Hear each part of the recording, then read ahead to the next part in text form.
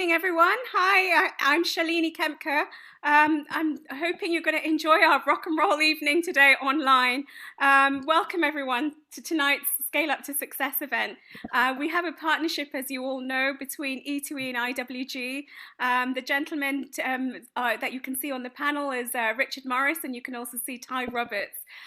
So for those of you that don't know me, my name is Shalini Kempker. I'm the founder and CEO of E2E. And I'm joined here today by a hugely successful entrepreneur. He's an absolute pioneer in the tech industry and in the music industry. His name is Ty Roberts. Ty, I know that you were going to fly over from the US to Manchester tonight. COVID has stopped us seeing you in person, but it's absolutely amazing to have you join us this evening. Ty has been a leader in the digital music industry for over 2 decades. He looks a bit young for that, but he's been leading in the music industry for quite a long time. And he's been fortunate enough to work with some music giants like Brian Eno, David Bowie, and Jay-Z. So quickly, in terms of tonight's format, I'm going to formally introduce Richard in a minute. He's the Chief Executive of IWG, and perhaps more importantly, he's running the partnership, the incredible partnership that we have between our organizations.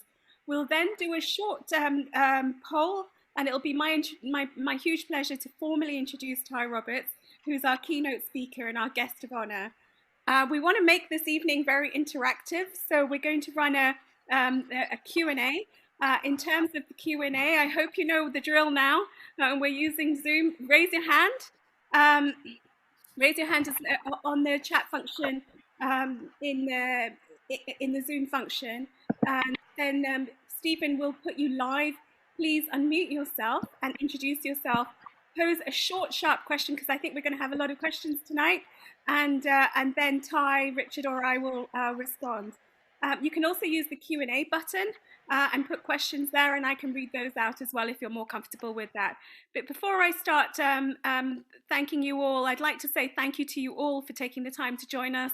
We've got about 200 people registered. The feedback that we're getting from the online events has been super positive, and we're looking forward to getting to know everyone and getting everyone together in person once we go back to some sense of normality. These are tough times. They're tough times for all of us. Some of you know that I've been suffering for the last 3 weeks from COVID, and it's good that I'm back on. I'm getting back on track, and I can now understand the impact that this virus, unfortunately, is having on people. So it's really important that we do take care of ourselves. But I think what's also very important is that we take care of each other. So E2E is very much around collaboration. I had the huge pleasure of meeting Ty just over a year ago now through a mutual friend of ours who's running a very, very interesting company called Roxy. And my friend who introduced us invited Ty to one of our physical dinners. And I knew straight away that this man is a pioneer. So I made an effort to keep in touch. And actually what I'm trying to point out here is through connectivity, through collaboration, this is the way we survive, this is the way we thrive. And being surrounded by entrepreneurs like Ty and people such as Richard helps me to keep myself on track. And hopefully it'll do the same thing for you all. So by way of background, as many of you know, E2E, we are like a Match.com. The easiest way to describe us is the Match.com of entrepreneurship. We're a connector. We like to connect founders of businesses. And we believe in capital, human capital, investment capital, technological capital. So, and then working with large corporates such as IWG to help people grow their businesses. I'm going to add something here. One of my colleagues, her name is Dana Achor, she's our COO. She said to me something quite interesting very recently. She said, Shalini, you know, when I moved home, she used Amazon. She used Amazon to do everything really in terms of buy everything for her house, get everything sorted out. And she said, actually, what we're trying to create with E2E is something where when a founder is trying to grow their business, you have everything in one place under the E2E roof. So that's a really nice way, I thought, actually she's explained what we're trying to create, and I'd never explained it that succinctly. So I'd like to thank Dana for helping me think of the business in that way.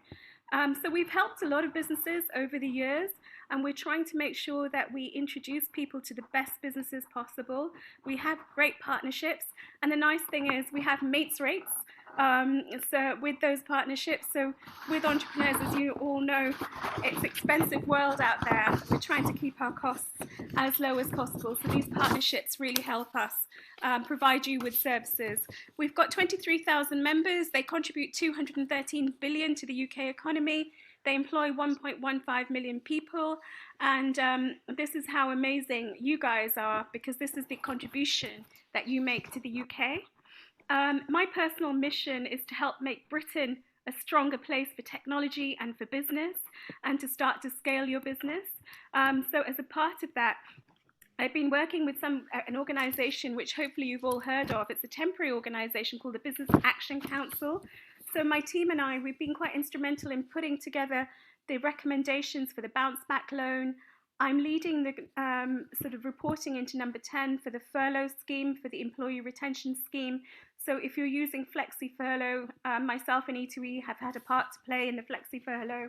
The short time directive that was recently introduced by the Chancellor, that is also something that we campaigned for. We borrowed the idea from Germany because they do this quite well. So if you don't know enough about the short term directive, I'd encourage you to get to know a little bit more about it. We made a submission about 6 weeks ago, and the paper was accepted, and Rishi Sunak then implemented our recommendations. So pivoting our business has also been a very important part of this journey. We've gone from a physical events company to having online events, and I know I've got a lot to learn from Ty because he's doing a huge amount in streaming, and he's one of the world's gurus in online streaming, and I'll talk to you a bit more about him, but it's been a learning curve for us as well. As you all know, membership is complimentary. We give a lot of benefits if you look at our website in terms of complimentary membership, and Richard's going to talk about some of the big upsides that you have by the partnership with IWG. Soon we will also launch a paid membership. We've tried to keep the cost very small at £25 a month, and for those of you that use all of those benefits, effectively there's £24,000 worth of support. So it's free right now. We're also offering paid, so do let us know if you'd be interested in the paid membership. So I'd now like to ask Richard to talk about our partnership, and then after he's done that, I'll introduce Ty. We'll talk with you, Ty, and hear your story and do an interactive session as well as the poll. So hopefully that's given you guys a short intro into E2E, and over to Richard Morris. Thank you, Richard. Thank you, Shalini. Good evening, ladies and gentlemen. I hope you're all well. As Shalini said, I work for a company called IWG. We're very proud partners of E2E.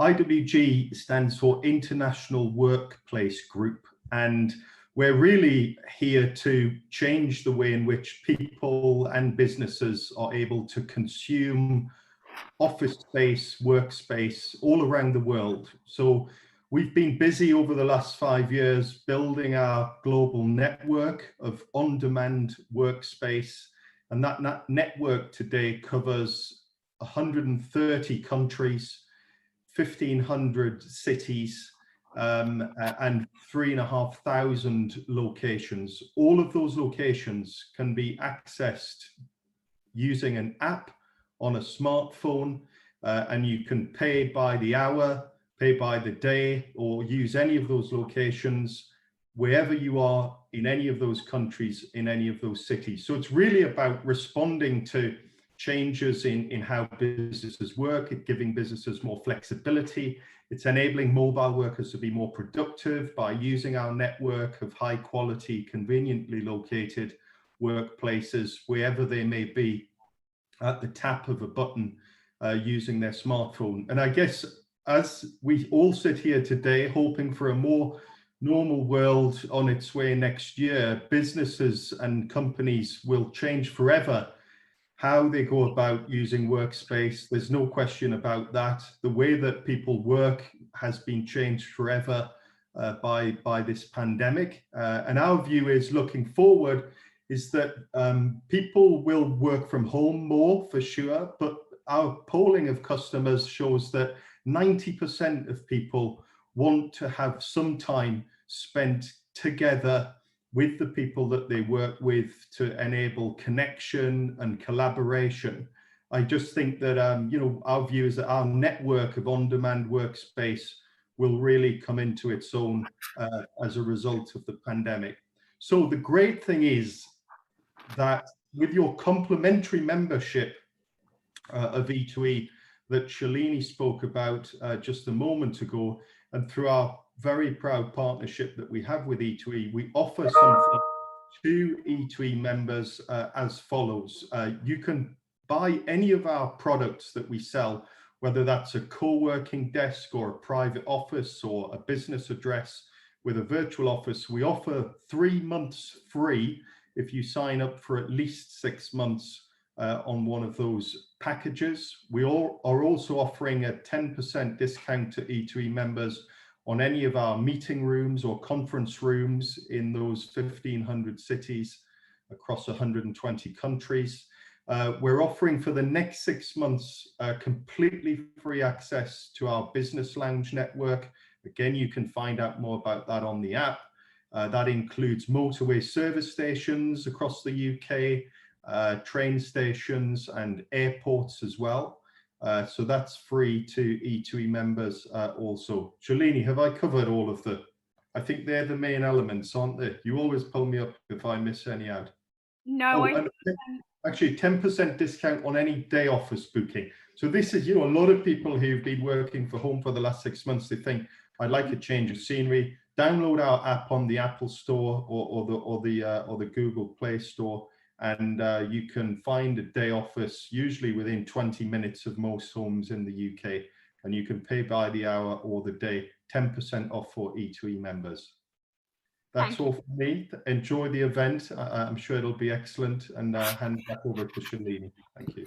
Thank you very much, Richard. No, we're really, really delighted with the partnership. And everyone, if you do want to utilize any of the offices, and if you want to go for any of the flexi packages, just drop my team an email, and then you'll be available. We'll be able to give you those discounts on IWG's behalf through IWG. So Richard, thank you very much. Really good to have you on today. Now, I'm going to introduce Ty in 2 minutes. I'm just going to ask to bring up the poll, and I'm going to ask everyone just to quickly take a couple of minutes. Ty, we're not able to answer the poll, but everyone who is joining us, they can. So I'm just going to ask Stephen if he wouldn't mind very quickly to bring up the poll.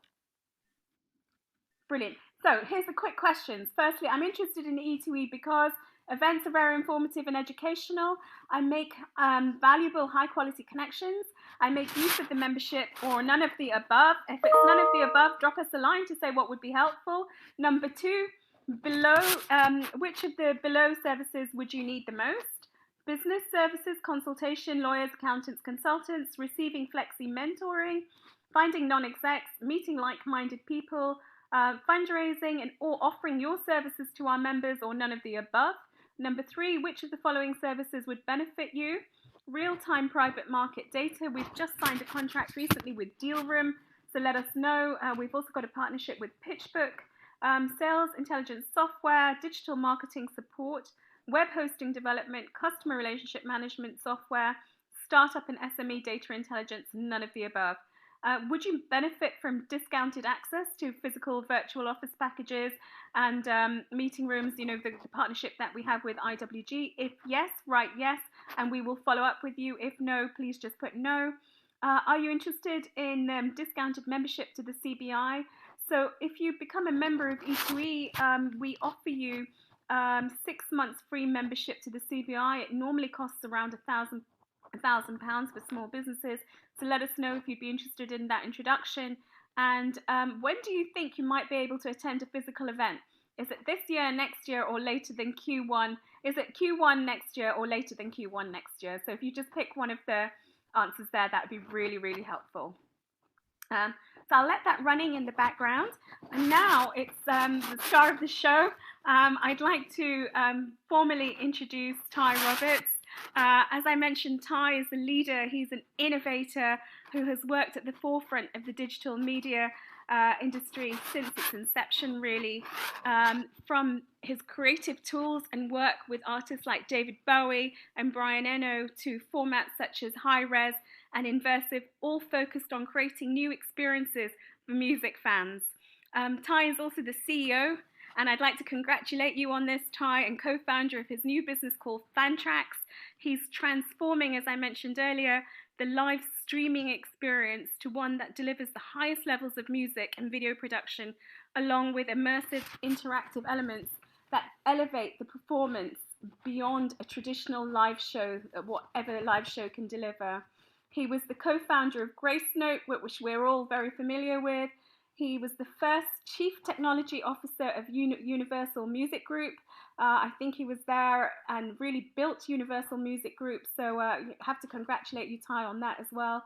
He is also, along with all these things, he's also the head of strategy at TIDAL, which is owned by Jay-Z. And a lot of the things that we enjoy in music, from CD-ROMs to this live streaming to everything that we're enjoying through iTunes, etc. A lot of credit goes to Ty. I think just to say he's a pioneer is even underplaying you. So Ty, I'm really proud that you've joined us tonight, and I really wanted to say a sincere and heartfelt thank you for taking the time. I know how busy you are, and it's absolutely wonderful to have you. So I'm going to hand over to you, if I may. And thank you so much, Shalini, for that wonderful intro. And I think that's a long way of saying that I'm old. I don't know, but hopefully I'm not that old. I've been doing this a long time. I've been doing it since I was a young person. And so I am a serial entrepreneur. So I think this is a great forum to talk to. And I've spent a lot of my time in England and in working. I kind of have I have a major in computer science and electronics and a minor in avant-garde British musicians. So I will discuss some of that tonight, and it's continuing, as you'll see behind me. Just to give you a little background on myself, I'm a guy that grew up in Silicon Valley. I'm a Silicon Valley kid. I was lucky to be there. Like when I was 14, when the first computers were introduced, and I was lucky to work on the Apple II and write software in my high school years that was actually published. It was like a game. It wasn't a very good game, but at least it was a game and it got out. And I wasn't that great at making games. I was great at making the sound for the games. And so what I ended up doing was focusing on the little engine inside the game that made the music and the sound effects. And that got into a lot of games. My little engine turned out to be quite good, and it got into a bunch of games by the early game companies, some of which Electronic Arts and others became quite famous. And through that, eventually these little engines that made sound effects to start were actually able to play music. And now, of course, when you play a game, it has really advanced music that synchronizes to what you do. In those days, just being able to have music was great, and I wrote the software that allowed a musician to score the music in a game. And before you know it, the video game companies hired actual real musicians to score the music in the game. And the actual musicians were like Herbie Hancock and Todd Rundgren and other people like this. And when they started scoring the video game music, they then met me because my software had, frankly, bugs in it, and I had to get called up to like fix things for them.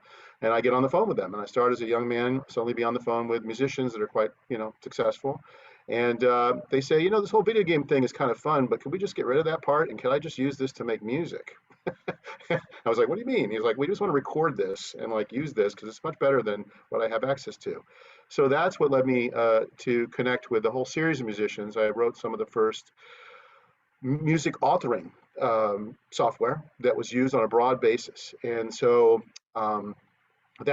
those tools ended up being used by people all over the world, including Peter Gabriel. So, now I'm suddenly have software that's being used much broader, and lo and behold, this new format for interactivity comes along, which is the CD-ROM, which was before the internet. It was a big disk with a bunch of graphics and information on it. And my idea at that time was to create the album of the future. The album of the future was going to be like graphical, and it was going to be more than sound. And you were going to explore a world with the artist, and you were going to hang out with them, and you were going to do these kind of things.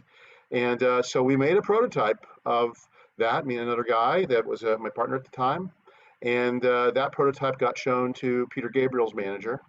And Peter Gabriel then, this is me in my 20s, flew me and my partner to England And we got to hang out with Peter in his studio and theorize what an interactive album would be. And that project proceeded, and he created Explora, which was the first interactive album.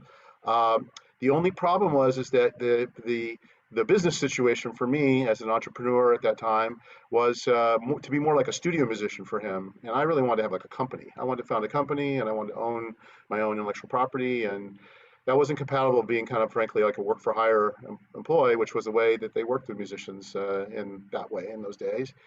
So I actually left the project and I went home to America, and suddenly I had like no rock star, no project, no gig. It wasn't very good. And the phone rang one day, and this British gentleman on the other end picked it up and said, "Hello, are you Ty Roberts?" And I said, "Yes, I am." And he said, "This is David Bowie," who's normally not calling me at my house. And I said, "Of course it is," because I could tell it from his voice. And he said, "I understand you showed this project to Peter Gabriel in England, and I'd like to see what you're doing. Could you come and meet me in New York like tomorrow? I'll send you a ticket." And I flew to New York the next day, and David Bowie liked the ideas I was presenting. And David Bowie said, I don't pay for anything. I'm an artist, but my record company does, so I'll take you there. And so we went to the record company, and I left at the end of that weekend with a $5 million investment from, at that time, Bertelsmann Music Group to start a label and an interactive company. And so a young man could somehow connect to these interesting British gentlemen, and they liked the ideas of technology. And that then led to formation of my first company, which really got me into the music business because now I was making these albums with them. And it was always going great until this thing called the internet came along, and CD-ROMs were eliminated, and the internet, at the beginning was very slow. So, we couldn't stream video like we are doing now. We could barely put text on the screen. And in fact, that's about all you really could do with the internet. You could have a very slow loading picture and some information. So I had to scale all my album of the future ideas down to more just like information about the album. And that's where I founded Gracenote. Gracenote created the CD database, which powered iTunes and provided all the information on all of the albums. And I and a couple other co-founders of that company, I merged my CD-ROM company into this thing because I had some patents and intellectual property, and we put it all together. And in 1998, we were able to found that company. And that company really is what helped get the digital music revolution going, because people didn't have digital stores to buy music. They bought CDs, and then they stuck them in their computers, and they took the files off the CDs and put them on their computers or their iPod and carried them around. And so that company took that database and used it in cars, television sets, live services, and I built Gracenote up. I was the CTO there and co-founder, and I built it up to, a couple thousand people, and I sold it to Sony, and eventually it was sold to Nielsen. And in 2016, I left the company after 18 years, which was hard to do because I built this whole thing.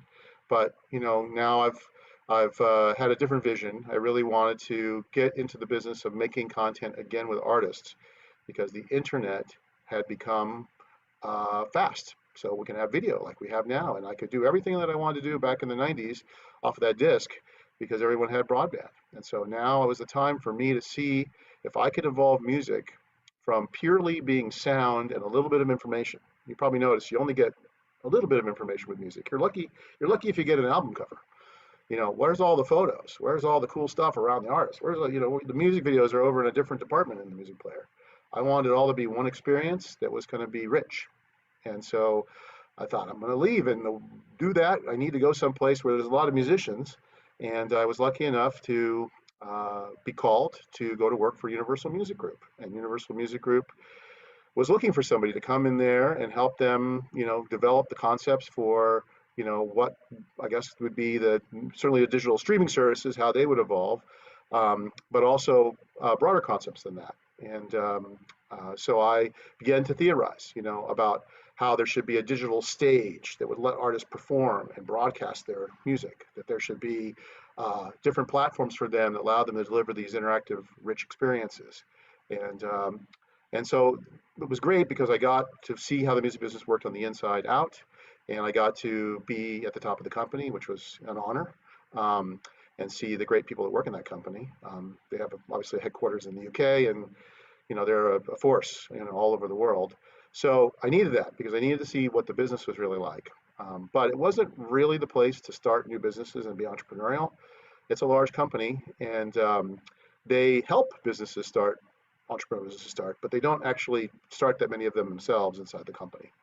So I left and I looked for the two most innovative places I could go that were going in the direction I want. And one was, as Shalini mentioned, was TIDAL, where I went to help them with their strategy about making their artist-friendly music player product and how I could make it richer for the artists. And they've done that, and it's been great for me to advise them and be kind of on the strategic level with them to tell them and help them expand their business. And that got me experience in the side of the player applications. I worked with iTunes before, but working with Apple is really different than working with a company like TIDAL and with the team that Jay's put together there. So I then, as part of my work at TIDAL, realized that the streaming concert thing, even before there was COVID, really needs to get vastly improved because people were doing them, but there was no real business model behind it. There was no real production value a little bit. The only guys who were really thinking about doing something cool were the guys that were in the augmented reality and VR space. But the problem they had was they had to have people having these VR headsets, and so the audience size for that was fairly limiting initially, and maybe it'll be bigger this year, but that's a challenge. So I was like, how can I make music great again? How can I make it so great that people actually want, and especially young people, want to leave their bedroom on their iPad or whatever they're watching on in their bedroom and go out into the living room and turn on the big screen TV that's probably there. And it's turned out that in music, a big attraction for young people is social media, and you guys all know about TikTok and these kinds of things, and that's a mobile phone and maybe a little bit of tablet experience. They look close up, the videos are close up, and so they can do it all on their mobile phone. So they don't really need to come out of their bedroom to watch that. To get somebody to come out of the bedroom, it needs to be more like a movie, more like a spectacle, more like something that you want to see on a big screen because it's rich and visual. And this last year, of course, we've all been in the situation with COVID, which was unforeseen. I had met quite a few years ago, actually, a top concert producer named Barry Summers. And Barry is like the consummate concert guy who goes in and captures your band at the peak of your career in your venue with all the lights and cameras and puts it all together into a film, essentially. And as soon as COVID hit, he realized that wasn't going to be possible because the guys weren't touring anymore. And how could this change to where we could have a studio, let's call it that, where they could come and we could produce maybe even a better experience that's designed for television more than for a live arena, and we could create a business model around them, and that it would actually make it worthwhile for them to work with us. And so this really kicked into gear right in the very beginning of COVID. Him and I said, you know what, I think we can do this. And so we put together Fantrax. And Fantrax, the idea of it is it's a studio. We work with the musicians, we fund the content, so we pay to create the shows, and then we sell subscriptions like Netflix does to users. They come and they watch the concerts. And then I want to tie in, the technology companies that I have partnerships with. So maybe you guys know that I work with Master Quality Audio. That's a company in the UK that provides the high fidelity audio for TIDAL. And I'm lucky enough to work with Bob Stewart, who's the founder of that. And I think Bob just won the Prince Philip Royal Engineering Award. So every day I get to talk to this. Not every day. Every week we have a meeting where I get to talk to Bob, who's an expert in high quality sound. And the reason I mention this is that this is one of the things that was lost a little bit in the creation of the iPod. It's not that the iPod doesn't have good sound, it's that the earphones that most people use are not really that great. They're great at portability. Many of you use them for calls every day with Zoom, and works great for that. They have okay sound. They actually don't have as good a sound as over-ear headphones or other headphones. And a lot of people still using the wired white little earbuds if they haven't been able to afford the wireless ones. And those were literally like $2.50 earphones. So the focus of digital music up until recently has been primarily about portability. And in that process, the sound quality has actually been sacrificed quite a bit. And few of you know this, but if you were to compare the sound of a CD to the sound of a digital file, you would be shocked at how much better it sounds. And people notice this mostly in their cars, because many cars have a CD player still, and they put the CD in there and they play it, and then they compare it to when they plug in their phone and they listen to the same track, and they're like, oh my goodness. But because you don't typically have an A-B comparison, it's hard to know what you're not hearing. You have to imagine what you're not hearing, and we're not very good at that. So when you hear true high fidelity sound, and what I mean by that is 24-bit sound and audio that's of the quality that you have in the studio, it's a completely different thing. And we have fast computers with 24-bit audio chips. People have incredible home televisions with sound bars with 24-bit audio chips. But we really haven't delivered, except in a few cases, high quality music to those services. So I'm obviously proud to work with TIDAL and Master Quality Audio Limited to give that to you on the streaming music service. But as part of Fantrax, we want to make sure that we're doing the same thing. So we're delivering for the shows, 48 kilohertz, 24-bit, high-res sound and above. And people seem to notice. We've gotten some good reviews for our audio quality. The other thing that I want to talk about is the experience itself for music, and especially this challenge we have in COVID for the artists.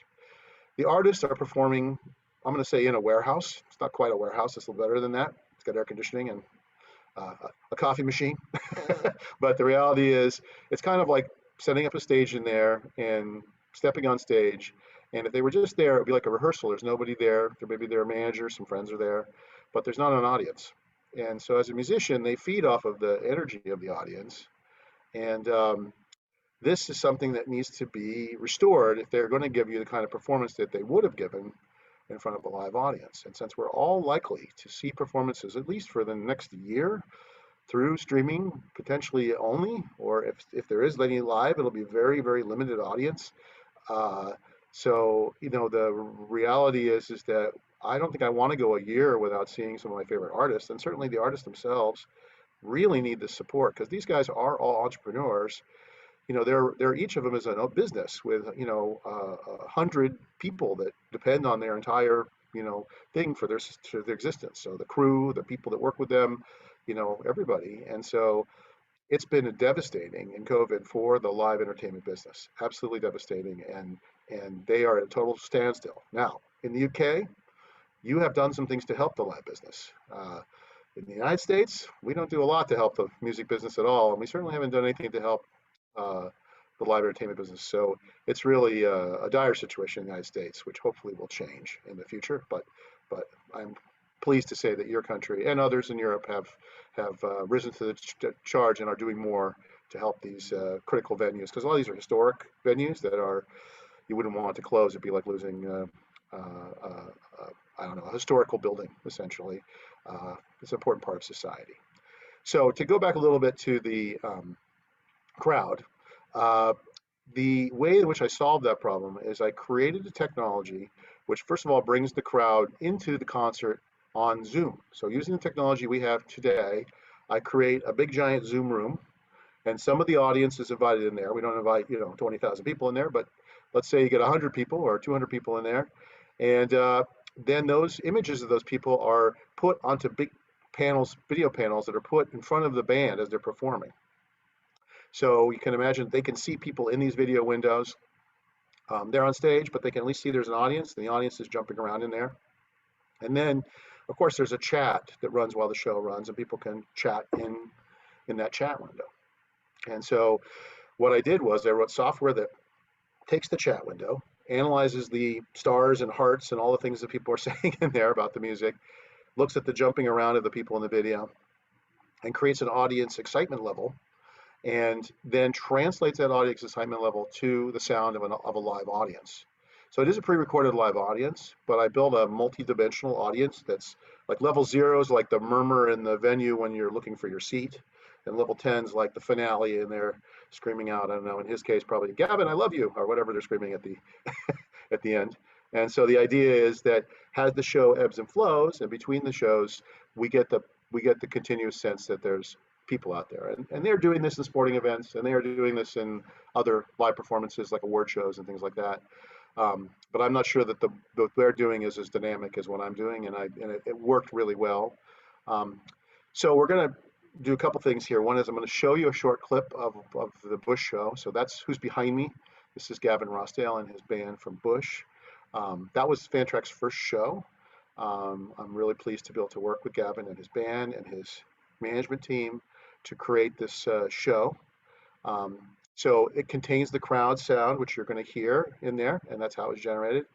And then I'll talk a little bit about the production. So, you know, we're now making shows for television, essentially. And most of these bands, they do appear on television. They appear on late night television. They appear on special television shows. They don't really do a full concert on television, very rarely. They may do a few songs. That's typically their experience, and they do it in a television studio, and they're able to bring in a very limited amount of stuff. And it's not really their show. It's more like an appearance that they're playing their music with a set stripped down thing, and maybe they even have to play with the late night band that's part of the show.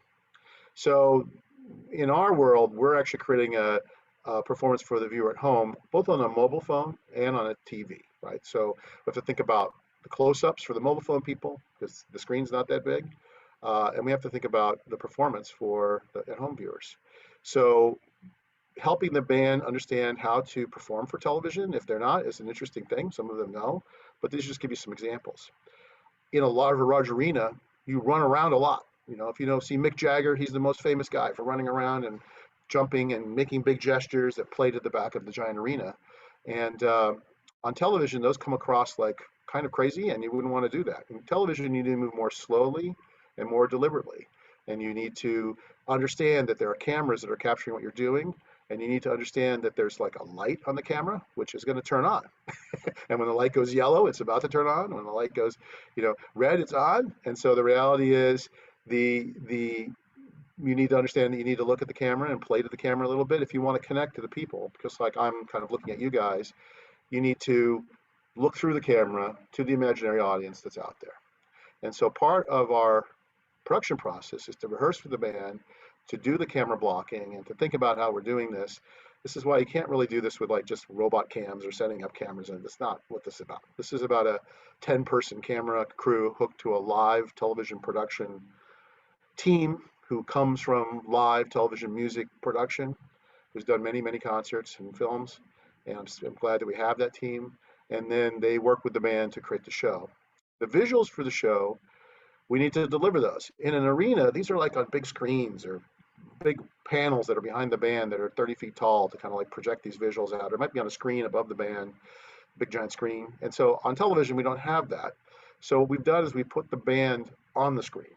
So in the case of this Bush show, you're going to see this is an all LED stage, LED walls, LED floors. And the media that's on that stage is their media from their show that's been remapped and reprocessed to be on that stage. And then, of course, as the show progresses, we add different effects. And so one of the biggest new effects that's possible in a computer is augmented reality. So when you see this Bush clip, you'll see that they're in kind of, they're on Mars, and, well, I may have thought it was on Mars when I was producing this. They weren't really on Mars. So, but the idea is you're going to see Mars, and you're going to get the idea, with the computer, we can lift them out of their environment and transport them. And so that's important too, because, you need to change the visuals for the band, because it's not like a live show where you can move around and change your perspective. It's not quite the same thing. So we need to keep stimulating the eyes of the watchers so they'll watch the whole show. And so with that, I don't know, Shalini, have you enabled me to share? Can you do that? I think we can. Need permission? Yeah, let me do that. In the share screen thing, I think if you say, or somewhere in there. Stephen, I'm just going to ask you if you could allow Ty to share his screen. Can you see it now, Ty? I've disabled mine. Okay, so it says host disabled. Oh, well, we'll see it here. Hold on a second. Somebody has to let, yeah, we're good now. Great, All right, hopefully this is going to work fantastically. great. Um, all right, so I'm going to play a little video, which you're going to see. I'm not going to play very much of it, but listen for the crowd, and then you'll see a little bit of the augmented reality. Can you see my black screen now? Yes. Okay, good.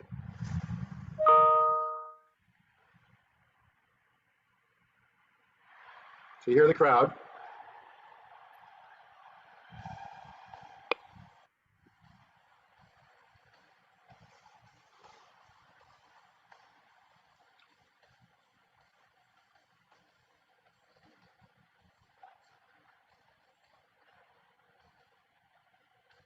Should it be louder, Ty?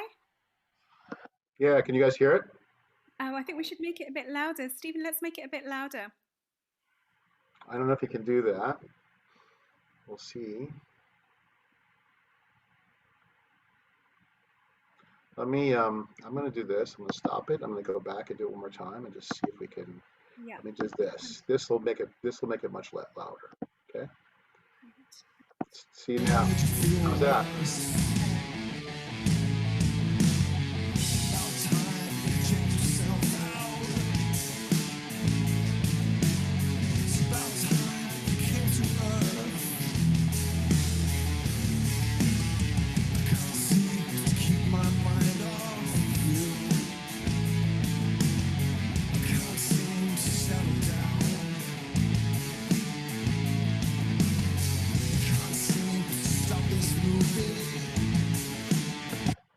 I think that's enough to just give you an idea. So you can see we're in a sandstorm on Mars, and Yes. that would have been relatively expensive to transport. Although we now have the rocket, I heard Elon Musk will have one in 2 years to take him there, but I'm not sure he's going to be the first to go. But anyways, that just gives you a little example. I just want to give you an example of the crowd sound, and then to talk a little bit about the augmented reality. And so, and I think that this kind of stuff is important, and kind of like my job. My job is to, and this is what I've done in my career, is to take technology and to explain it to artists and help make their ideas a reality. And it's their creativity to think about what to do, and it's it's kind of translating their ideas and helping them achieve them. And uh, in this case, that was fantastic. This was our first show, and it's results were really good. We had over 100,000 people come to the show, and he was really super happy. He wants to do more of them, and we fed the in-ear monitors, which are what they listen to on stage, with that crowd sound. So, you think about it, they're like in the studio, the lights are there, there's some screen with people there in the front, and the sound's coming through. He was able to go completely into the zone and do his show. And uh, that is the magic, because if they're worried about it, what happens is that more like a practice session. Frankly, they're thinking too much about the song, and they're like, hey, you were a little late coming in, and I was not quite on pitch. We don't want to think about that. They don't think about that in a live performance. They just keep rolling, and the thing has to go for over an hour, and that's the idea. So, what I want to say a little bit is that I'm showing you rock and roll, but this kind of performance is being done by certainly my company and others for other types of music. And so classical music is being done, jazz music is being done, and there's many companies that are out there right now, and many entrepreneurs that are starting companies to do this. And uh, they may or may not do it exactly the same way I'm doing it. They may have their own ideas. Some of them want more intimate performances. I hope many of them will focus on the high quality audio, because there's just a really big opportunity to make that happen for people in homes, and especially now the phones and other devices we have are so high quality that we can deliver that and let the artist's called voice come through as clear as possible. And um, so I think the thing for my business is that, and what I was intending to come to England for is I've got a wide range of contacts there, and I need for us, we've just completed, and actually where I was before our call this morning is I'm in LA right now, and we've built the largest augmented reality digital stage specifically designed for music. And I just went and saw it. It literally is turned on this morning. We are going to need to build such a stage and find a location in England. And that's because the artists aren't going to travel too much. I can't really afford to put them on a private jet and fly them all the way to LA. So maybe they'd prefer to drive to the gig in their own car and get out and be tested and make it all safe. And that's the main thing for doing these shows is, in fact, like I said, I just came from the studio. Quite a serious COVID regime, where people have to show up, they have to be tested on site. Every single person has to wait until an instant test is produced. Of course, all the social distancing rules, no more buffet lunches, guys. It's all separate bag lunches, everything we have to do to keep everybody safe. And so that means that you're going to have different people and different companies producing things in different regions of the world. We're going to need something in Nashville. We're going to need something in New York. We're going to need something in London. We're going to need something in Paris. We're going to need something in Sweden. In other words, the big centers where there's music and talent, they will need to go somewhere to do their thing. And then there's going to be a company or companies which help them reach a global audience. And I think that's a tremendously huge opportunity for entrepreneurs right now, like me and others, to jump in and to figure out how to do this stuff. And I'm excited about that. And it's one of the reasons why I want to speak at the event here is because what do those entrepreneurs need? They need a facility. Well, I bet there's a lot of space available these days in commercial real estate. So the facility should be relatively easy to find. They need the technology and the video experts. They need funding. And then they need the specialists who understand the different aspects of video production and live music production. And these will be jobs for people who formerly maybe were on the road with the bands, who are no longer on the road right now. And so it's so important that this streaming industry get going and take into account the local venues, the local artists. It might be that the venue is one of those clubs that needs to be saved, and they decide to install cameras and set up a setup in there, and the bands perform from there out to the internet. And all of these models are what's coming.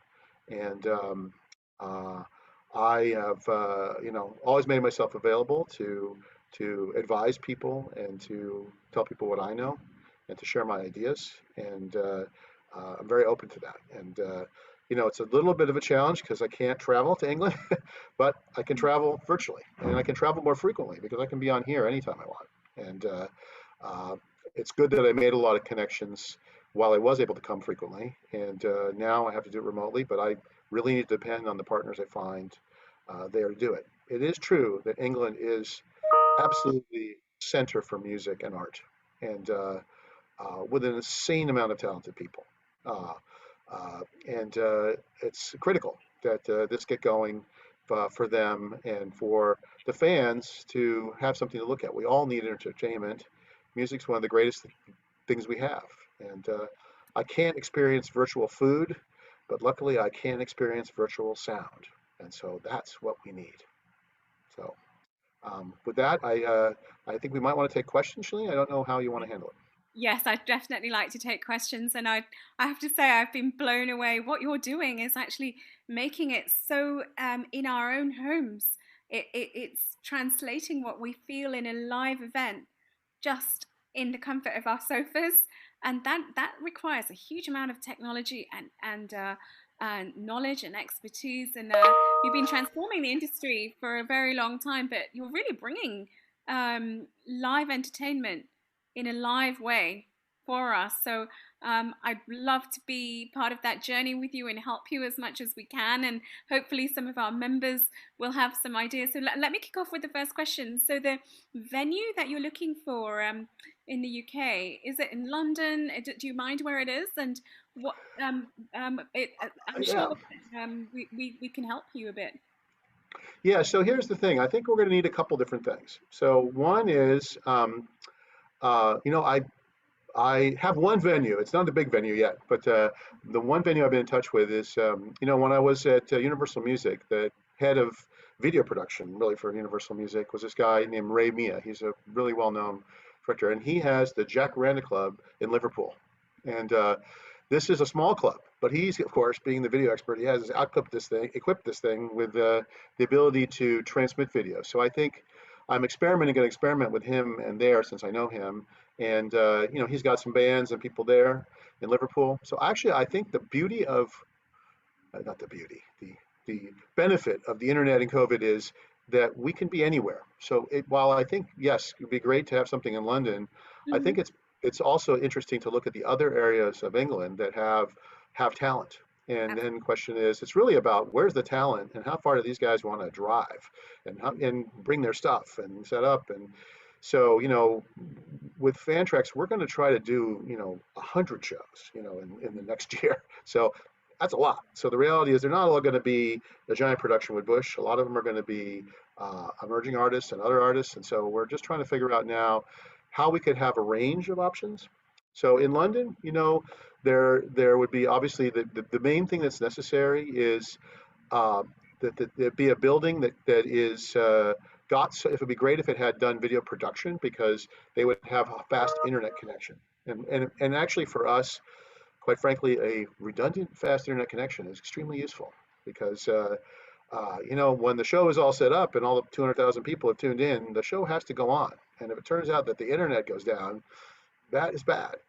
so, so two connections to the internet would be great with two different providers, and you know, the rest of it is more tactical. You know, we would bring in the if the facility does not have all the video stuff, we'll bring it all in. So we're going to look for a partner there who probably is somebody in the video production business. That's completely different than the staging and the LED panels and the augmented reality technology, which I can talk about later. Okay, great. I know we've got lots of questions coming through. The first one is from Jared Greg Smith. So I'm going to ask Stephen to make him live in a minute. We've also got questions from Andrew Simpson and let me see, and Chris, who's thinking. I know that Ralph Simon's on and he might want to talk to you in a second. I don't know if you know Kanya King, CBE. She's one of the founders of E2E. She founded the Motive Yes. organization she's on. So I'm just mentioning these names so that Stephen can make them live. I'm going to ask you the next question whilst he's making Gerard live. When you ran all these businesses, how did you protect your ownership? Um, Ah, that was actually the problem with Peter Gabriel, which was I file patents. I have like, you know, I don't know, 25, 50 patents. I don't know how many I actually have. I try to, I think it's a great thing for inventors to protect their intellectual property.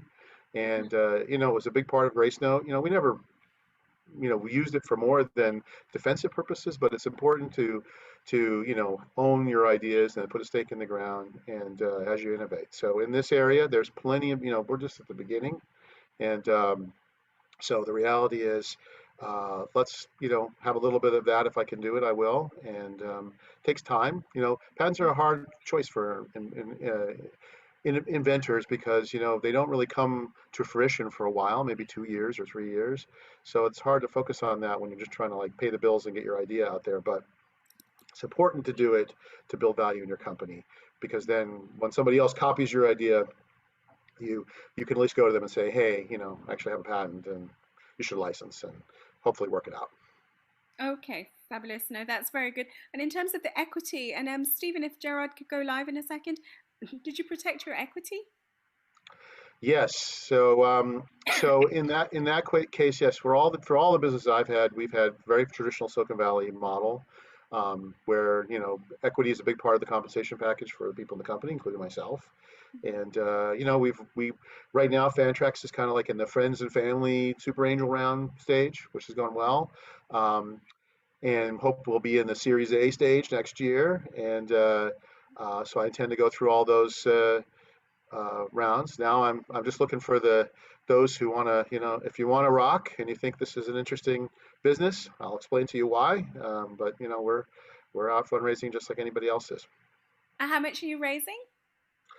We just raised about $1.5 million, and then we're probably going to extend that round in the next few months. My goal is next year to have about $5 million. That's the plan, but I think that'll be in the springtime or something like that. Okay, fabulous. Well, we've said it here, so if you're interested, drop me a line and I'll connect you to Ty.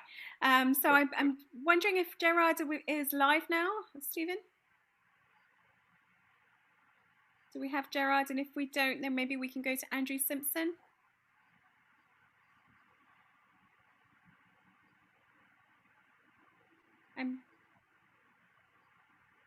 No? And what about Chris? He's the thinking. His icon. Can we have him live?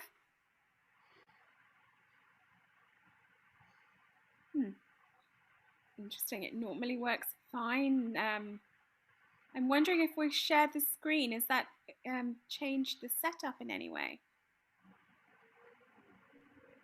Okay, let me ask you Gerard's first question then. Yeah, just ask a question. We'll get to that if they can figure it out. Yeah, so his first question was, what was the first music authoring app you wrote called, and how did it compare with what eMagic was doing? So I wrote for digital design. So I wrote basically this thing, so Vision and those kind of things that were kind of the early authoring tools. I also wrote a thing called Studio Session, and this was on the Macintosh, very beginning of the Macintosh, and it was a notation editor, so you could like actually put notes on screen, and it was interesting. I mean, I think the thing about these tools were that musicians were able to then put something in and then edit it. And then this was really the evolution at that time, was the creation of a thing called MIDI. So MIDI allowed them to control synthesizers, keyboards, drum machines, and they could really edit their work and create something. So I know it was used by a great many people. I know Herbie Hancock used it, for example, and other people like that. And so Todd Rundgren, absolutely, and others. And so yeah, I think that's like the computers and music is really the 80s. That's when it came about, and a great thing for musicians. Okay, thank you very much. Let me ask you the next question. There's more questions from Gerard, but I'm hoping we can make him live in a minute. This is from Isle Mallinger. Thank you for sharing a great story, super inspiring. Would love to know, is VR on your roadmap, or is focus just 2D? Is it all live stream, or is it pre-recorded as well? Great. So I'll answer both those. So we are focused. Actually, we actually are focused on VR. These shows, especially like I showed you the augmented reality components of it. This is why we built this new stage that we've got set up right now here in Los Angeles. And the whole idea of the new stage, which is different than the one you saw Gavin on there, is that I have much higher walls of LED. I have 360 degrees of wall, let's say, around these guys that can be essentially, well, actually, no, not 360, 180 degrees of wall around them, so that I can basically remove them completely from the background that they're in, and I can put them really on Mars or in a forest, or take them into a world. When we do that, that 3D world is able to be output into VR. And they, of course, because they're humans, are actually in 3D as well. so take the 3D humans, you put them in the 3D background, and then you can render that out. And it can give you the ability in the VR experience to really experience them and look at them in more detail, close up, or from different vantage points. And so the main advantage of the VR is that it would allow you to kind of move around inside the scene, but also it's much more immersive. And we're really excited about the new Oculus Quest 2 headsets that just come out. And you know, these are lower priced, they're much better quality, the batteries last longer. So and they connect directly to the internet, and you can stream to them. So Oculus has a new venues project, which in my work with TIDAL has a deal with Oculus to deliver shows, and I'm hoping to deliver shows there as well to that audience. And so I think it offers tremendous possibility. We need more mass adoption, and I'm hoping that Quest 2 is the hottest, I'll call it, holiday toy this Christmas season. Hopefully a lot of people will get them, because the more people that get them, the more opportunity is for me to expose them to my ideas there. The last is the pre-recorded. We do both. We did a 311 show that was pre-recorded. Barry's team shot the show right after the COVID started to hit. It was the last show recorded. They were in New Orleans, and it all went in the can. And I hate to say it, the next day the tour for 311 was like canceled. which means all their stuff and all their guys in their trucks and their whole thing that was ready to go for their 30th anniversary is canceled. Oh, And God. so we broadcast that show as a VOD thing, and we brought the band in on Zoom to talk all about what they've been doing in the last year. And we had like 40,000 big. I don't think their show was going to be 40,000 people. We had like 39,000 or something come to that. And so I think you can do both. Live is much more, brings a bigger audience. It also facilitates the direct fan interaction. And then in the case of the Goo Goo Dolls, which is coming up this Saturday at 6 p.m. Pacific time, they do meet and greets with their fans, and they do like Q&A with the fan. So they are going to actually meet the fans, and the fans sign up for this, and there's real fan interaction, one-on-one and one to a group. And so that's something you can only do obviously if they're alive or they're nearby and alive. You can't do that on video. Okay. Thank you, Ty. So I think what's happening is you're the host, and Oh, therefore I have to okay, I need to. give the host back to Stephen, and then we'll be able to make Okay, let's see if we Gerard can figure out live. how I do that. Okay, all panelists. Okay, so now can that work? I just tried to do that. Okay. Stephen, are we able to make Gerard live now? He will do it or he won't. Let's give it a second, Ty. It takes a second to make everybody live. And then I think we've got questions also from Peter Jones, from Daymarsha Kemker, and Andrew Simpson. Ralph, if you'd like to come on as well, we'll try and do this. There's quite a lot of questions in the Q&A. That's okay. I don't know. I'm trying to figure out how to give you back. I said all hosts can share, so hopefully we can figure that out.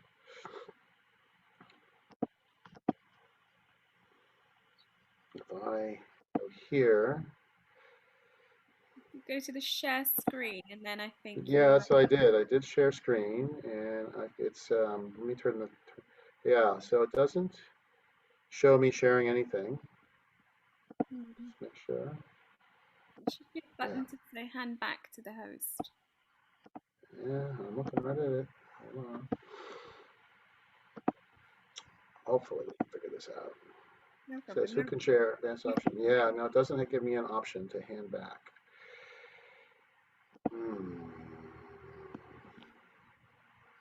No? Not that I can see. Okay. Sorry about that. No, don't worry. Says all panelists can share, but I don't really know how to do that. Maybe I can. So who is the host? If I go to him, who is going to be the host? Stephen. Stephen. Let's make him the host. That's what I need to do. Yes, we are going to figure this out right now. That's what we need to do. Perfect. That sounds good. Now it's going to work. So Stephen will take a second. So I'm going to give you another quick question, which is from our audience again. This is Peter Jones. He's saying, love what Fantrax is doing. A number of esports events have created huge audiences for live bands who perform online during intervals. Is Fantrax involved in this? And if not, will you be working with esports events? So we are very interested in this. I mean, this is actually a place where live events are happening as somewhat entertainment sometimes during the event. Sometimes there have been people that have been DJing while there's game playing going on. So it's something that's of great interest to me. The big game companies get huge audiences, and so that could make it worthwhile essentially for there to be a really cool entertainment function. There's been some great examples done so far. I don't know if anybody's really done like super advanced production combined with that yet, but it's interesting, particularly for me today, because where we're actually set up in Los Angeles is we're in Long Beach in Thunder Studios, which is a big game studio. And so it's not the room we're in. Next door is like the virtual game arena thing where all the people compete. But it would be fairly simple to connect Studio 14, where I am, is to the studio next door. So, I think that is an idea. And that audience is really digitally aware and interested in music. And so great opportunity for electronic music artists and all kinds of different stuff. People are really into like the kind of music you might want a video game with. So this could lead to success for, frankly, heavy metal bands who seem to be very popular in video games, and others. So I want to encourage that. Okay, perfect. Thank you very much. That's a very clear answer to the question. So I think Gerard is live now. He doesn't have his video on, but we could probably hear him. Gerard, are you there? Yes, hi, can you hear me? Yes, I we can hear can, you, Gerard. You're great, live. okay. Yeah. So thanks, Lee. And yeah, thanks, Gerard. It's very exciting to hear that you were involved in DigiDesign. I actually have a DigiDesign audio interface and some Pro Tools, mini Pro Tools software, so that was great. But that was history. That was a long time ago. Yeah, so now, yeah, no, just my other question was actually about, it's a crowd sound. It sounds like a great idea, and thanks for the demo. I mean, I don't know if that's alone enough to single-handedly save the industry. My question is, what more do you think could be done to help the vast numbers of live artists whose livelihood is negatively affected by the pandemic? Yeah, so the most important thing is to get the broadcasting gear, and there is a big effort, by the way, in the United States underway right now. Google has an effort underway to put broadcasting gear into clubs all over. And so the first thing is, I can only do so much in my studio, but what I can imagine is a network where we've connected all these different venues, and then there's a directory on top of that, which essentially allows people to see what's available every night, and they can tune in. The clubs have a really incredible thing. They have the mailing list of everybody who went there to buy a ticket. So they know all the music fans that got out and went to their venue. And so they are the only guys with that information in their regional area. So it's important. And they also know what kind of things people came to watch because they sold them the tickets. So if they were to be involved with programming some similar types of music, reaching out through the internet to these people and having the gear to do it, then I think that could work. And I think people would be very supportive. The problem is the gear is not incredibly cheap, and somebody has to invest in doing that. And also the expertise is very different. A club has live musical expertise, but now we're talking about video, and we're talking about internet technology, and so there's going to be need to provide that. And this could be an entrepreneurial opportunity for somebody, who's in the business of providing equipment to places in the UK to essentially be a one-stop shop, to bring in the equipment, to make it, frankly, part of a lease or something, so it's affordable, and basically help them just, put this on. And so I do think that something like that is needed rapidly. And once a few do it and people see that it's possible, and then others will figure it out. And I just feel like that's going to be really important to save those venues. And the bigger venues, they can do something as well. They're doing that in the United States, but I think it's the small venues I'm mostly concerned about. Okay, thank you very much, Gerard. Is that answering your question? Yeah, that's that. Thank you very much. Let me make way for other questioners. Thank you so much. I'm going to ask Gerard. Andrew Simpson to thank you, Gerard. Andrew Simpson, if he's live.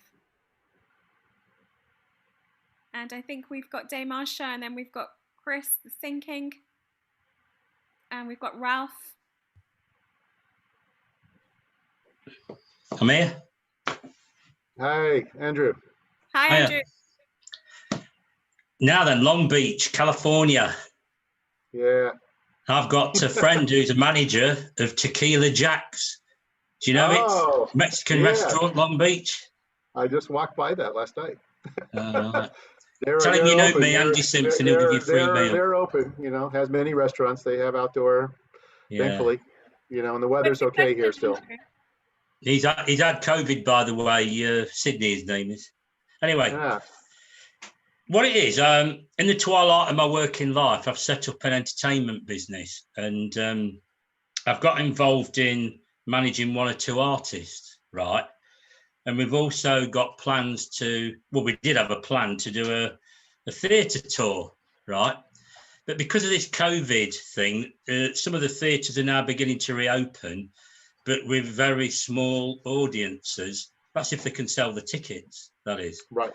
So like 1,000-seater theatre, they're probably only going to get like 250 people in. That's about right. You can think of it as 10% or something, So there's a couple of things. We've got a 1950s rock and roll show planned, very colourful, you know, with all the, you know, red and cream furniture and big massive jukebox and stuff like Andrew, that. what's the question? I'm so sorry, we're running out of time, so go for Okay. Yeah. So what I'm saying is we've got your technology that you've got sounds like what we're looking for in making a movie out of the show and everything. So we can take it into like old people's homes and things like that. And if we could get it on television, that would be great. But obviously we ain't got a lot of time now. So I wonder if we could catch up after today to talk more about the plans. I would connect you to my friend. I mean, first of all, you should find out what's going on in the Jacaranda in Liverpool. And, you know, he's getting set up, and there's going to be others. There's several others I'm in touch with as well. But I think you need to go someplace where it's set up, and then you bring a show there. Yeah, and then you do exactly this. You do a web broadcast, and then if you can mix it with a little local audience, that's great. And it's great because then you don't need so much of my crowd roar technology. You can they can roar. You know, turns out 20 people can roar pretty loud. They just need a little bit. And we've come across some music written by a songwriter a few years ago. It was managed by it was produced by a world record producer called Gordon Lorenz. Yeah, sorry, Andrew. I really Andrew, I'll tell you what. Why don't we connect afterwards? Just pop your email into the chat, and then I'll send you an email. That'd be great. Okay. Thank you very much, Andrew. Thanks. Nice to have you. I'm wondering Cheers. if Chris is available now, syncing, and then Day Marsha. Hi, Ty. Hey, Chris. How's it going? Very well, thank you. Very well. Great hearing your story, your entrepreneurial journey, and everything else. I'll try and cut straight to my question because there's a few others.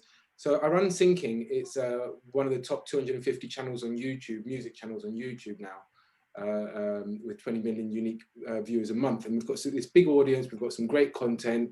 We you know, people like us during COVID because they're indoors and they still want to do things with music. What I'm wondering is I've seen a lot of other karaoke companies come up with partnerships, like Roxy came up with a partnership with Sky TV here, Apple and Spotify have lyrics. House Party introduced a karaoke game into their app. So karaoke is becoming more, you know, a bigger service that people are, even big brands are seeing. How do we're making moves now to our own apps, our own website, and having our own audience off YouTube. But how do we get on the radar of brands as a potential partner for karaoke? Because we do the best karaoke that there is out there. But being first of all, karaoke is, people love this. And I know people love it. You know that, yeah. So the reality is that the main thing is you need to move your audience to your own applications. You know, it's great to have YouTube. It's great to get the audience there and have people using it, but you guys need to be in control of your own business model, and have your own partners and sponsors and advertisers. You can't really do that on YouTube so well because, you know, they would have to be involved in all of that. And so, you know, I look at YouTube as a great place to start your business and get exposure, but then you do have to have eventually your own platform in a way. So the key is how to get people to come over there. So you need to figure out how to have a big event that gets people, I don't know, the big Sing King event that causes everyone to go over and check it out and download the app and get it. And then once you start providing some special functionality on there, which is another area I'd advise you to look into, which is there's a lot of aids for karaoke that can be beyond just the lyrics, all kinds of different tools that are out there and technologies that allow people to do a better job of performing. And of course you can put backgrounds behind them and you can put graphics on top of them and you can, you know, so these apps now are getting very sophisticated and you guys can get that technology.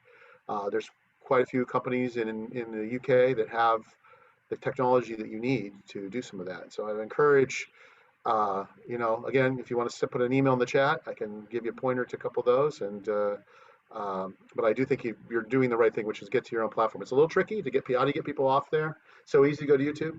Why do they want to go to an app? You guys have to come up with the right reasoning in the right way. Yeah, we're doing that. But I'll drop you an email. Thank you very much, Ty. Thanks very much, Chris. Hi, are you okay for another 5 minutes? It's 7:15. Absolutely. No, I must talk to Ralph Simon. That's right. required. So I'm going to ask my mother, Day Marsha. She has a question, and then I'm going to move on across to Ralph Simon, if I may. There's a lot of people, but I think we'll limit it if we can to Day Marsha and Ralph. Day Marsha, Mummy, are you live?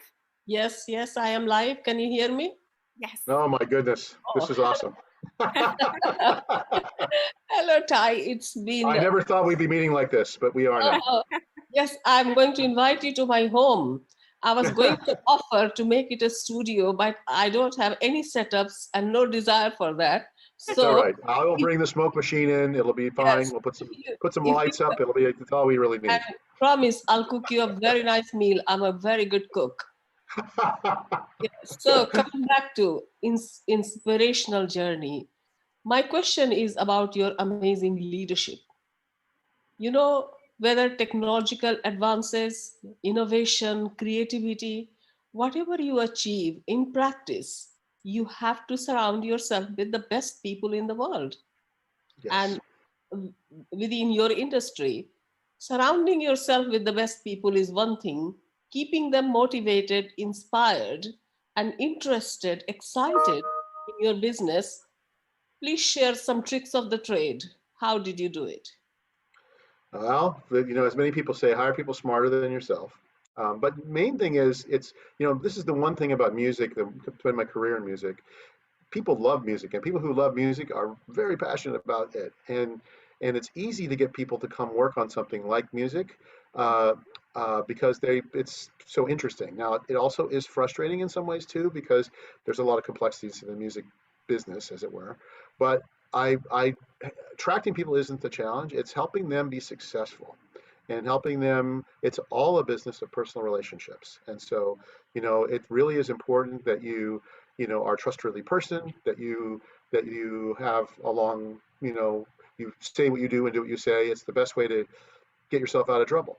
And that's important. And then I think that the next thing is to take younger people and to support them. When I was young once, and I had amazing people. In fact, many people that were my mentors. Young and handsome now.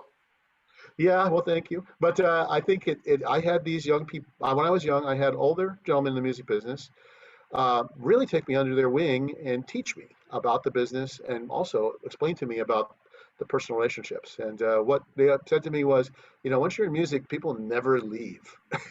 And so you meet the person now, and then 30 years later, you're still interacting with this person. And that's absolutely true. And I will say this, in Silicon Valley and in technology, that's not necessarily true. That is true. It's a little bit true in the capital community and investment community. Those people have a tendency to be around for a long time. But generally in the general technology business, people are there for this company, and then they typically change completely what they do. So one day they're working on, I don't know, security technology, and the next day they're working on something else. And if you're not in that same new field that they're in, you don't see them as much. And so music is a small world, and it's a global world. So I guess I would just say this, which is, the other thing is, don't be afraid of new ideas. New ideas are always fraught with problems, but all problems can be resolved. Or if you can't solve the problem, change the problem and decide something else. If you're creative, you can go, okay, I wanted to fly to the moon, but I can't do that. So I'm going to fly across town. Can I do that? Maybe I can. And so that's important, just to remain nimble and to enable these creative people you work with to try, and also don't be afraid to fail. Not everything's a success. I've had 5 companies, 2 haven't been successful. 2 are really not successful. A couple were okay, and 1 was really good. so Thank I you. think Thank you, Ty. And I can't wait to meet you at some point when you are traveling and you are in England. I'm sure Shalini will connect us and we will get together. But thanks for supporting Shalini, and thanks for doing this event tonight. No problem. I'm happy to do it. It means a lot to us. Thank you. Thank you. Thanks, Mummy. Thank you, Mama. And I'm going to move over to Ralph Simon now. I can see Ralph is there. Hi, Ralph. How are you? Lovely to have you back. Shalini, lovely to see you, and lovely to see Ty in the UK. Hi, Ralph. Great to see you. Hi, Ty. Great to see you. Many, I must say this, which is, Ralph is my mentor, and has been one of those gentlemen who for many years has helped me a great deal. And he is a very successful businessman. He comes from the music business. He's in technology. He's now in the business of, much broader things, like helping the world in some ways. And so I'm just lucky to be in your presence, Ralph. Thank you. As they say in England, I'm chuffed to hear you say that is terrific. Tom, I've got a question for you. Let us just say that there's a really great Indian artist from India. There's one in particular I'm thinking of by the name of Arijit Singh, who actually, when he announces he's going to be touring the UK, he sells out maybe 70, 80,000 tickets in literally 15 minutes. How would one be able to use fan tracks with, say, an Indian artist when you've got your studio in Long Beach? Is there a way that you can weave someone from Mumbai who has an audience in the UK into the fan tracks mechanism so that fans could have a multicultural, multinational experience? Absolutely. In fact, due to some of your assistance, Ralph, in getting me introduced into India a little bit, I've been developing those ideas. And of course, it's just like I said before, I need people with talented people who know how to shoot shows and can make advantage of the tools that are there in the local market, because that's what we would probably need to do, is set up essentially a stage and a broadcast operation, and then provide that with a director who understands how to create these kind of experiences. That director needs to connect directly with the artist and get the artist's vision, and they may imagine a different experience. In other words, we're in the new world, so it's not go to arena and do an arena show. It's like, okay, now I could have part, I could have different sets. I could have a sit down thing where I talk to people. I could have a music thing that's part of that. So people are coming up with different ideas. I've been working with a guy in Mumbai now. His studio is called Glass Onion Studios. I think named after the Beatles, would probably be my guess. And he's a brilliant young man. And he's what his company's been doing at Glass Onion is they've been actually shooting live concerts 100% on iPhones. So if you can imagine like a 10-camera iPhone shoot, they even have a Steadicam iPhone, and they can go anywhere with this. And so they've been incorporating what they're doing into the outside world. One of the things they feel is that people are trapped inside, but you can go outside and you can go outside safely, but you have to make it super portable. And so they've got the ability to shoot and capture these things in different environments. They could go to maybe he has a studio of his own, or has a place that he wants to be seen. So these kind of ideas, the creative ideas, that's the kind of people I'm looking for, with different ideas. And also this guy I'm sure could direct a fully professional shoot, but with the professional cameras and everything else. But it's more, I need those talented people in each area, and who are willing to step into this field, as it were, and make something. Well, thank you. That sounds great. And hopefully we'll be able to make something like that come together. Yeah, that would be great.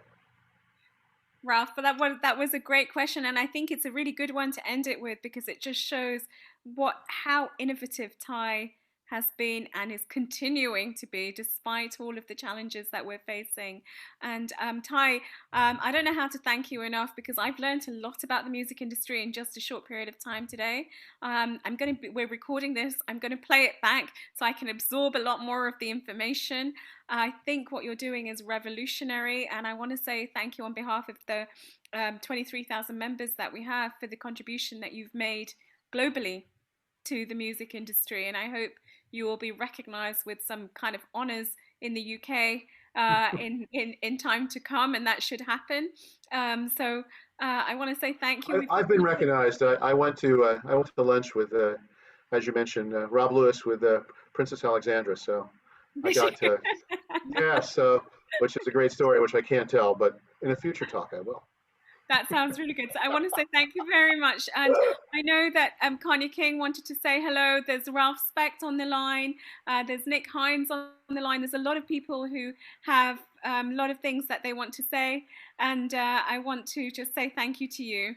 And that would be great. Finalize the poll results and just bring them up, if Stephen wouldn't mind, just to share the poll results quickly, and then we'll finish on that. Great. Thank you, Ty.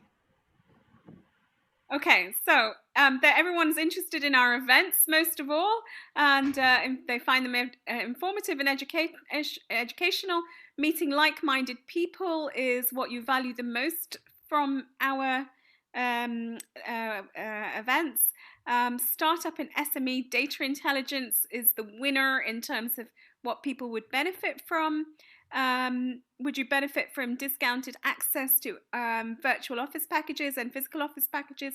24% of our audience want to be connected to IWG, so that's great. And Confederation of CBI, the CBI, we have 40% who are wanting to be involved, so that's useful to understand. And I think this is quite informative. I think we want to wait till later than Q1 next year to go back to real face-to-face events. So Ty, everything that you're doing right now in the virtual reality, the AR world, is critical, because I think people's sentiment, at least in the UK, is caution right now. We need to build the confidence back in the country.